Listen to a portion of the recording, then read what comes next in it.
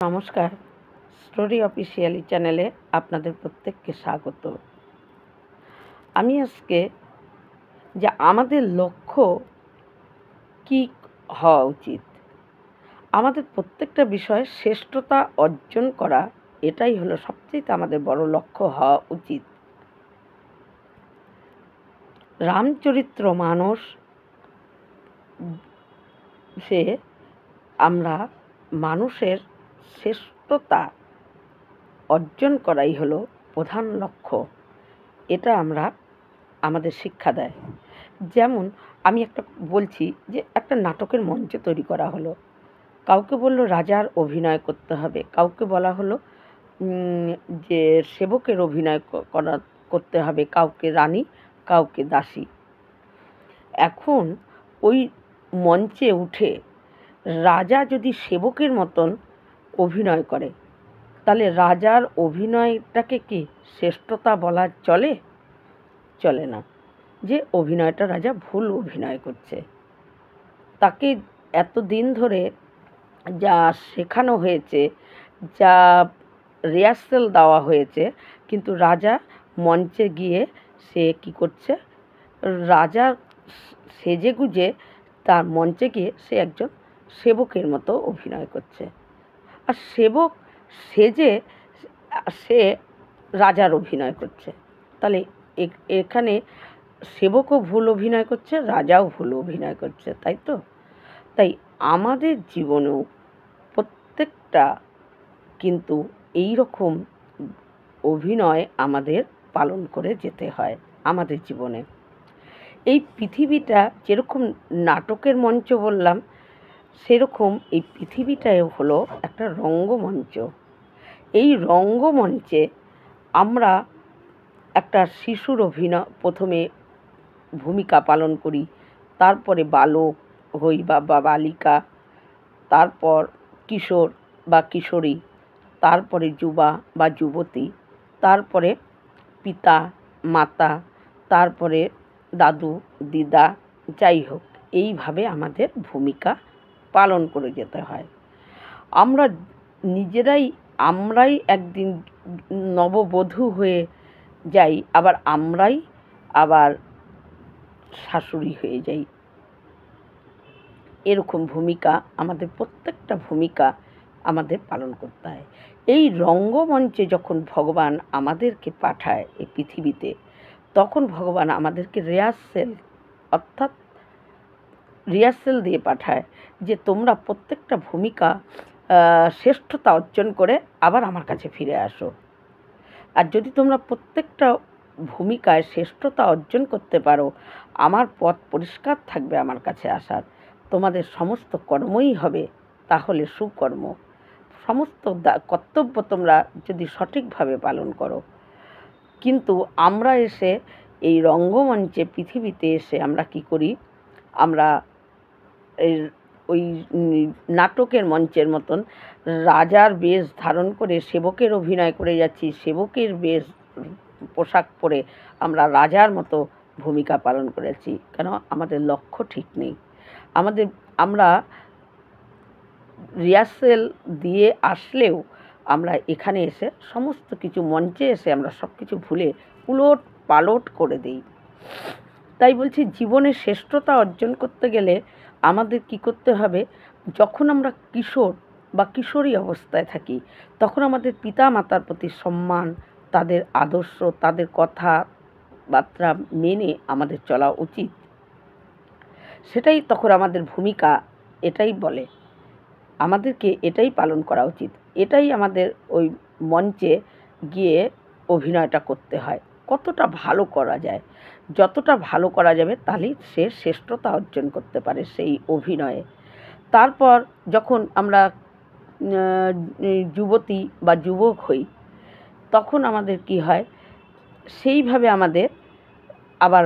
আমাদের সেই ভূমিকাটা সঠিকভাবে পালন করতে হয়। যে আমাদের হয়তো বিয়ে হলো বা যুবতী কন্যার বিয়ে হলো বা যুবা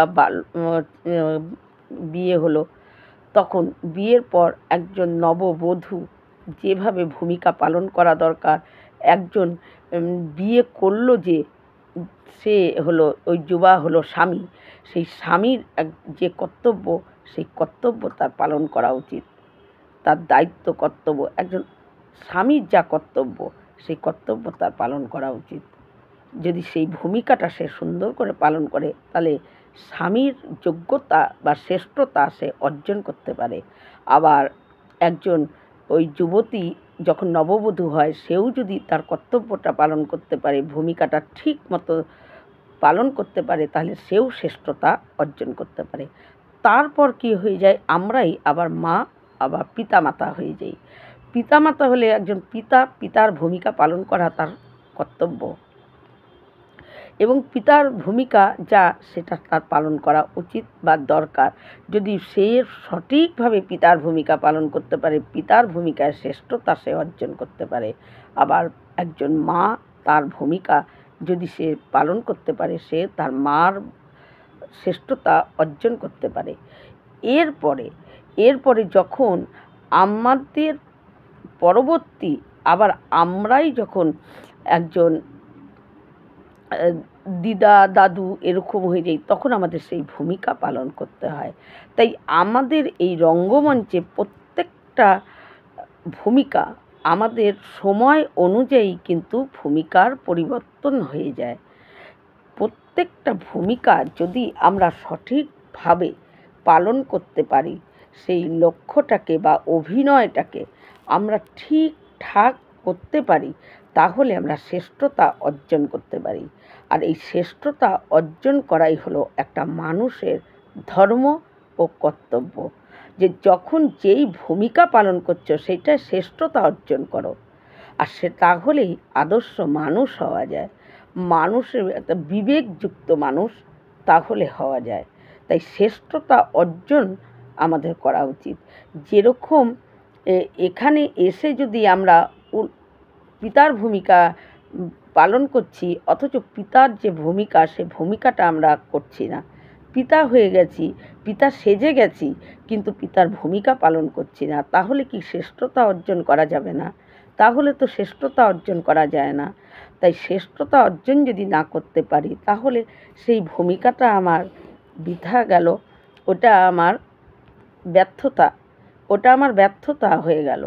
তাই যখন যেই আমাদের সময় অনুযায়ী যে ভূমিকা আমাদের আসে, এবং সেই ভূমিকাটাকে আমাদের যথাযথ সুন্দর করে যদি আমরা পালন করে জীবনের সময় অনুযায়ী মানে আমাদের ভূমিকার পরিবর্তন হতে থাকে। আর সেই প্রত্যেকটা ভূমিকা যদি আমরা সঠিকভাবে, সঠিক লক্ষ্যে এবং কর্তব্যর সাথে, দায়িত্বর সাথে পালন করে চলি, তারপরে আমাদের ভগবান আমাদের দ্বারা কোনো খারাপ কর্ম এবং খারাপ কিছু হয় না। ভগবানের কাছে আমরা আবার ফিরে ভগবানের কাছে, সেই রাস্তা আমাদের পরিষ্কার থাকে ভগবানের কাছে যাওয়ার। কিন্তু আমরা এই রঙ্গমঞ্চ পৃথিবীতে এসে আমরা নিজেদের ভূমিকার কথা ভুলেই যাই। আমরা ভুলে যাই যে আমরা এখন কোন ভূমিকা পালন করছি। আমরা যখন নাকি একটা নববধূ থাকি, তখন আমরাও যে একদিন যে শাশুড়ির ভূমিকা পালন করব, সেটা আমরা ভুলে যাই। আমরা যখন সন্তান থাকি, তখন আমরা যে একজন পিতার ভূমিকা পালন করব, আমরা সেটা ভুলে যাই। তাই আমরা এই মঞ্চে এসে উলট পালট অভিনয় করে ফেলি। সেই জন্য আমাদের জীবন হয়ে যায় জটিল হয়ে যায়। আমাদের জীবন একদম জটিলতা চলে আসে জীবনে। আমরা তখন দিক খুঁজে পাই না, আলো খুঁজে পাই না। কিন্তু প্রতিটা ভূমিকা যদি আমরা সঠিকভাবে শ্রেষ্ঠতা অর্জন করি, আমাদের আলো, আমাদের দিক খুঁজতে হবে না, মানে সেটা সামনে চলে আসে। এরপর আমি একটা ছোট্ট কাহিনী বলছি আজকে, যে হরিপাল নামে একজন ভগবান শ্রীকৃষ্ণের ভক্ত ছিল, প্রচণ্ড ভক্ত ছিল। কিন্তু তার ইচ্ছা ছিল যে তিনি তাকেই বিয়ে করবেন যে নাকি তার থেকেও ভগবানের প্রতি ভক্তি বেশি। সেই রকম কন্যা পেলে সে বিয়ে করবে, না হলে করবে না। কিন্তু এই রকম কন্যা খুঁজতে খুঁজতে পরে তারই একজন মানে আত্মীয় সেরকম একটা কন্যা খুঁজে পায়। সেই কন্যা আবার তার ছিল যে প্রতিদিন যে 1000 জন সাধু বৈষ্ণবকে সেবা করাতে পারবে, আমি সেরকম ছেলের সঙ্গেই বিয়ে করব, তাছাড়া আমি বিয়ে করব না। তাই এই মেয়ের কথা যখন হরিপালকে বলা হয়, তখন হরিপাল বলে যে ঠিক আছে, আমাকে বিয়ে করাও, আমি এরকম মেয়ের সঙ্গেই বিয়ে করতে চাই, কারণ আমি খালি ভগবানের ভক্তি করি, এ তো বৈষ্ণবের প্রতিও ভক্তি। তাই বৈষ্ণবের প্রতি ভক্তি মানে তার ভগবান তো তার উপর প্রসন্ন থাকবেই, কারণ ভগবান বৈষ্ণবকে যে ভক্তি করে, শ্রদ্ধা করে, ভগবান তার উপর প্রসন্ন থাকে, রিঝেই থাকে, তাকে রিঝাতে হয় না ভগবানকে। তাই তার সঙ্গে তার বিয়ে হয়। এখন বিয়ের পর হরিপালের পিতার সম্পত্তি কিছু ছিল, সেই সম্পত্তি ভাঙিয়ে ভাঙিয়ে বেশ 1000 জন করে বৈষ্ণব সাধু এদের সেবা দিত প্রতিদিন। তার স্ত্রী নিজে হাতে রান্না করে তাদেরকে সেবা দিত। কিন্তু সম্পত্তি যদি বসে সেটাকে শেষ করা যায়, সেটা আর কতদিন চলে। তাই এইভাবে একটু একটু করে খরচা হতে হতে হতে তার পিতার সম্পত্তি সবই শেষ হয়ে যায়, দরিদ্রতা নেমে আসে, আর কিছুই নেই। কিন্তু যেহেতু তার স্ত্রীকে কথা দিয়েছে এবং কথা দিয়ে বিয়ে করেছে যে আমি প্রতিদিন 1000 জন সাধুসন্তকে সেবা দেওয়াবে, আর তার জন্য সে কী করতো, তারপরে ধার করে সে আশেপাশের দোকানের থেকে ধার করে জিনিস এনে এই সাধুসন্ত সেবা দেওয়া শুরু করলো। তাই দোকানিরাও তারা আর কতদিন তাকে ধারে জিনিস দেবে, যখন দেখে যে সে আর টাকা কিছুতেই অর্থ তাদেরকে দিতে পারছে না, তখন সমস্ত দোকানরা সব দোকানের লোকরা যুক্তি করে যে একে আর কেউ আমরা আর কেউ একে ধারে কোনো জিনিস দেব না, কারণ এ তো আগের টাকা যতক্ষণ না শোধ করবে ততক্ষণ আমরা দিব না। তাই এরকম যুক্তি হয়ে যায়, কেউ আর দোকানে দোকানে ঘোরে কিন্তু কেউ কোনো জিনিস দেয় না। তখন সে মনে মনে ভাবে যে আমি সাধু বৈষ্ণব সেবা দেব কী করে, কিন্তু আমি তো কথা দিয়েছি আমার স্ত্রীকে যে আমি দিব। তখন সে কী করে, ওই জঙ্গল, তার বাড়ির পাশে জঙ্গলের বনের মতন জঙ্গল ছিল, ফাঁকা জায়গা, ওইখানে সে থাকতো। ওই পথ দিয়ে যে যেত তাকে কী করতো, লুট করে যা পেত সে নিজের জন্য সেই অর্থ থেকে এক কোনাও তারা খেতও না, বা তারা কোনো নিজের পেছনে খরচা করতো না। সম্পূর্ণটা কী করতো, ওই যা লুট টুট করে পেত ওগুলোকে দিয়ে সমস্ত কিছু ওই সেবার জিনিস কিনে নিয়ে এসে সেটা তার স্ত্রীকে দিত, তার স্ত্রী রান্না করে সুন্দর করে সন্ত বৈষ্ণব সেবা দিত। এইভাবেই চলছিল। এইভাবে করতে করতে সেই জায়গায় রটে যায় যে এখানে একজন দুষ্ট লোক আছে, যে হরিপাল নাম, কিন্তু সে এই পথ দিয়ে যে যায় তাকেই সে লুট করে নিয়ে নেয়। তাই সেই পথ দিয়ে লোকের আনাগোনা কমে যায়, এরকম রটতে রটতে রটতে চারিদিকে ছড়ে যায় ওই পথ দিয়ে, আর লোক আসে না। কিন্তু একদিন সে তার স্ত্রী সমস্ত কিছু স্নান টান করে বসে আছে, রান্না করবে কিন্তু কিছু নেই। তখন সে কী করে, বলে যে তুমি সমস্ত কিছু করো, আমি তোমাকে এনে দিচ্ছি। তার স্ত্রী কিন্তু জানতো না যে সে কীভাবে এনে দেয়, ভাবে যে বোধহয় কোনো কিছু করে বা কিছু দোকানের থেকেই আনে, কিন্তু তার স্ত্রী এইভাবে যে এনে সেবা দেয় সন্ত বৈষ্ণবদের, সেটা সে জানতো না।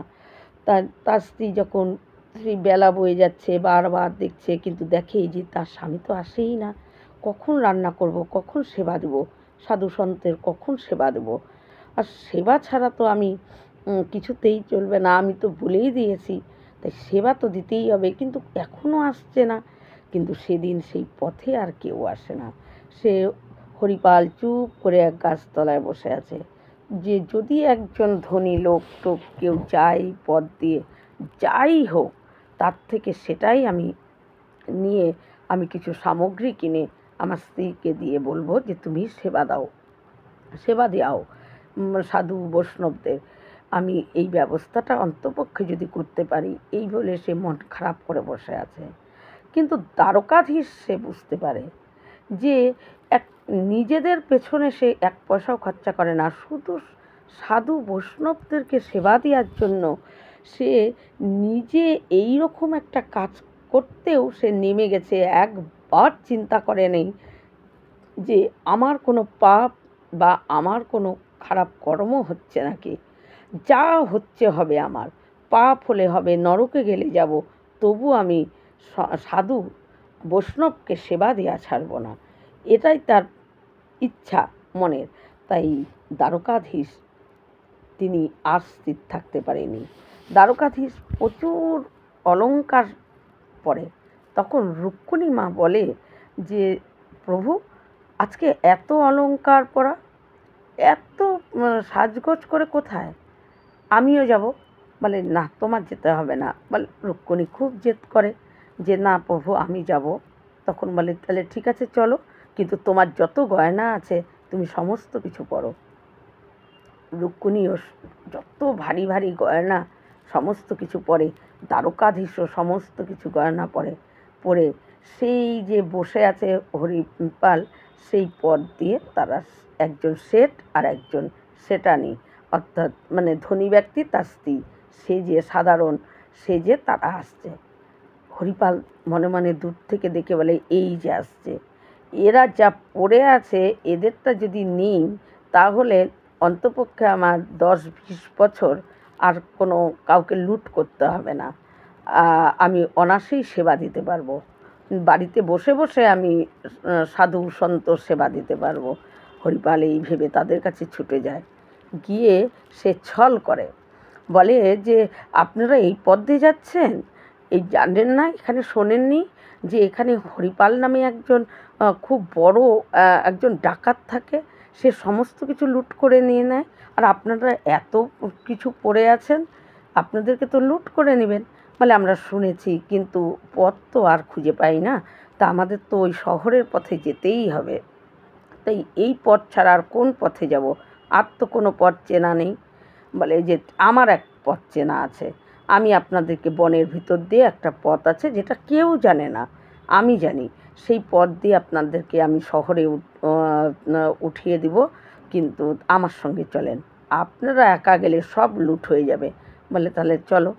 তখন ওই দ্বারকাধীশ রুক্মিণী তারা শেঠ আর হলো একজন ধনী ব্যক্তি আর একজন তার স্ত্রী সেজেই তার সঙ্গে সঙ্গে সে গভীর বনে নিয়ে চলে যায়, রাস্তা আছে বলে। গভীর বনে গিয়ে সে নিজের রূপ ধারণ করে, মাথায় তার কাপড়টা মাথায় বেঁধে বলে যে রাস্তা আগে এগুলো তোমরা সব খুলে আমাকে দাও।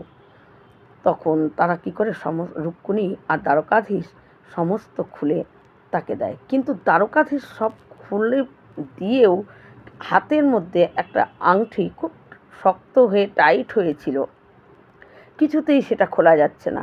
বলে এটাও খুলে দাও। বলে যে এটা তো দেখো খুলতেই পাচ্ছি না, এটা ছোটোবেলার আংটি তো, তাই খোলা যাচ্ছে না, এটা থাক হাতে। বলে যে না, এটা থাকবে কেন, এ খোলা যাচ্ছে না তার জন্য তো কোনো ক্ষতি নেই, আঙুলটা কেটে নিচ্ছি। এই বলে সে কী করে একটা বড় মানে চাকুর মতো বের করে ওই দ্বারকাধীশের আঙুলটাকে কাটতে যায়। যেই কাটতে যায় ওই শেঠ দ্বারকাধীশের রূপ ধরে, আর রুক্মিণীর রূপ ধরে। তখন ও তাড়াতাড়ি করে পায়ে জড়িয়ে ধরে, প্রভু আমি এত বড় অপরাধ করে ফেলছি, যে এত লোভী আমি হয়ে গেছি যে আপনার হাতের ওই আংটিটা নেওয়ার জন্য আমি আপনার আঙ্গুলটা কাটতে যাচ্ছিলাম। তখন দ্বারকাধীশ তাকে পায়ের থেকে তুলে তার বুকে জড়িয়ে ধরে, যে আমরা যে এত সোনা সমস্ত অলংকার পরে এসেছি তোমাকে দেওয়ার জন্যই, তুমি আর এই কাজ করো না। দেখো তুমি যে কাজ করেছো সেটা অপরাধ কাজ, সেই কাজ করলে নরক কেন, সেখানে কোনো দিন প্রভুর দর্শন কেন, প্রভুর ছায়াটুকুও পাওয়া সম্ভব না। কিন্তু তুমি এই সমস্ত ধন লুট করে তুমি নিজের কাজে এতটুকু ধন লাগাওনি, সেই জন্য তোমাকে আমি ক্ষমা করে দিলাম। এবং তোমার যাতে এই কাজ না করতে হয়, অন্যকে লুট করে তোমার না নিতে হয়, তুমি সাধু বৈষ্ণবদের সেবা দেওয়ার জন্য তুমি এই কাজে নেমেছ, তাই তোমাকেই এই ধন দেওয়ার জন্য আমরা দুজন এসেছি। এই ধন তোমাকে দেওয়ার জন্যই এসেছি। তোমার আজ থেকে আর কোনো দিন কাউকে লুট করে তোমার সেবা দিতে হবে না সাধু সন্তের। আমি যা তোমাকে ধন দিলাম, তুমি যতদিন বাঁচবে ততদিন এই ধন তোমার থেকেই যাবে, আর তুমি সেবা দিতেই পারবে। অনায়াসে বাড়িতে বসে বসে তুমি সেবা দেবে, তোমার ধন কোনো দিন কমবে না, কিন্তু যতদিন তুমি বেঁচে থাকবে। এই বলে তখন দ্বারকাধীশ আর রুক্মিণীকে পা জড়িয়ে ধরে সে কাঁদতে থাকে। কাঁদতে কাঁদতে সেই হরিপাল বলে যে, প্রভু, আমার স্ত্রী তো ওই সেবা দেওয়ার জন্য, সাধু সন্তের সেবা দেওয়ার জন্য স্নান করে উনানের পাশে বসে আছে, কিন্তু আমি কোনো সামগ্রী জোগাড় করতে পারিনি, সেই জন্য সে বসে আছে আমার পথ চেয়ে। প্রভু, আমাকে যেরকম আপনি দেখা দিলেন, আমি যার জন্য আপনার দেখা পেলাম, আপনি তাকে একবার দেখা দিবেন না? তখন বলে যে চলো। তখন ওই রুক্মিণী আর দ্বারকাধীশ কৃপা করে, যে যার জন্য ওই হরিপাল দেখা পেল, হরিপালের ভগবানকে দেখা পাওয়ার মতো সে কিন্তু খারাপ কাজও করে ফেলেছে। অন্যকে লুট করে নেওয়া এটা কিন্তু ভালো কাজ না, এটা খারাপ কাজ। কিন্তু তার স্ত্রীর ভক্তিতে ভগবান তাকে দেখা দিতে বাধ্য হয়েছে, কারণ স্ত্রীকে তো ধর্মপত্নী বলা হয়। তাই যে পত্নী স্বামীকে ধর্ম মানে পুণ্য কাজের জন্য সে তার স্বামীকে পাঠিয়েছে, কিন্তু স্বামী কী করে রোজগার করছে সেটা তো সে তার জানা ছিল না। তখন দ্বারকাধীশ রুক্মিণী কী করে, তার স্ত্রীকে গিয়েও দেখা দেয়, বলে যে আজ থেকে তোমার এই সাধু বৈষ্ণব সেবার জন্য আজকে আমরা দুজন তোমার কাছে এসেছি দেখা দেওয়ার জন্য। তোমাদেরকে যে ধন দিলাম, আর কোনো দিন তোমার স্বামীর এই ধনের অভাব হবে না। এই ধন দিয়ে তোমরা যতদিন বেঁচে থাকবে এইভাবে সেবা দিয়ে যাবে। তাই দিয়ে তারা দুজনই অন্তর্ধান হয়ে যায়। তাই এটাই হলো বৈষ্ণব সাধু, তাদেরকে ভোজন করালে, তাদেরকে সেবা দিলে যে পুণ্য অর্জন হয়, ভগবান স্থির থাকতে পারে না। যে বৈষ্ণব সেবা ভগবান সবচাইতে বেশি সন্তুষ্ট হয়। ভগবানকে রিঝানোর সবচাইতে সরল উপায়, যদি বৈষ্ণব সাধু সন্তকে যদি সেবা করা যায়, তাদেরকে সেবা দেওয়া গেলে, তাদেরকে সম্মান করলে, তার ভগবান সব দিক থেকে তাড়াতাড়ি সন্তুষ্ট হয়। ভগবানকে ডাকলে, নাম জপ করলে ভগবান তাও কখন দেখা দেবে কি না সেটা নিশ্চয়তা নেই, কিন্তু যদি বৈষ্ণব আর সাধু সন্ত এদের উপর যদি ভক্তি শ্রদ্ধা থাকে, তাহলে ভগবান বলে যে ভক্তের উপর যদি অপরাধ করে ভগবান ক্ষমা করতে পারে না, কিন্তু ভক্ত ভগবানের উপর যদি কোনো অপরাধ হয়ে যায়, ভগবান ক্ষমা করে দেয়। ভগবান ক্ষমা করে দেয় যে তার অপরাধ হয়ে গেছে, ঠিক আছে, সে যেরকম বুঝে গেছে অপরাধ, আমি তাকে ক্ষমা করলাম। কিন্তু ভক্তের উপর যদি অপরাধ করা যায়, তাহলে ভগবান বলে এটা আমার হাতে নেই। যদি ভক্তই তোমাকে ক্ষমা করে তাহলেই তুমি ক্ষমা পাবে, তাছাড়া আমার কিছু করার নেই। তাই সাধু সন্তকে সেবা দিলে ভগবান রিঝেই থাকে।